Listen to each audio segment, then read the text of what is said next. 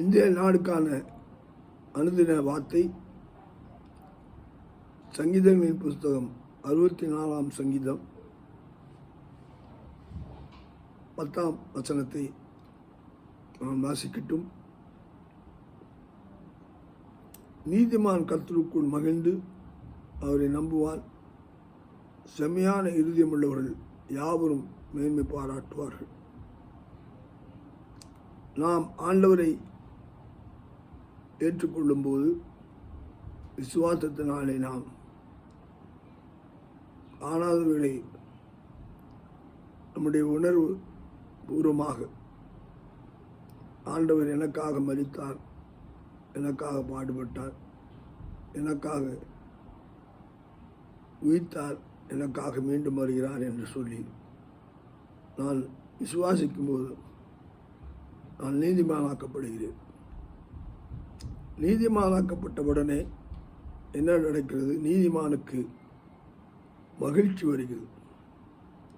நாம் ஆண்டவரை ஏற்றுக்கொண்டவுடன் நம்மை அறியாத ஒரு சந்தோஷம் நமக்குள்ளாக இருந்து ஒன்றும் இல்லாமல் இருந்தும் நாம் எல்லாம் இருக்கிறவரை போல மகிழ்ச்சியோடு கூட இருக்கிறோம். ஏனென்றால் அவர் எனக்குள்ளாய் இருப்பதனாலே, அவரை நான் நம்பி வாழ்வதனாலே என்னுடைய இருதயம் களி கூறுகிறது. நான் அவருக்குள்ளாய் மேன்மை பாராட்டுவேன். நான் ஏழையாக இருந்தாலும் நான் அவருக்குள் பணக்காரன்.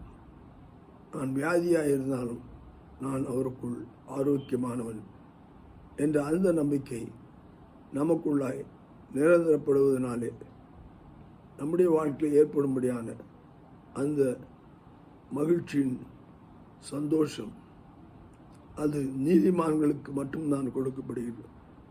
அதனால் தான் பவுல் சொல்கிறார், என் நிலைமையிலும் நான் மனிதமாக இருக்க கற்றுக்கொண்டேன்.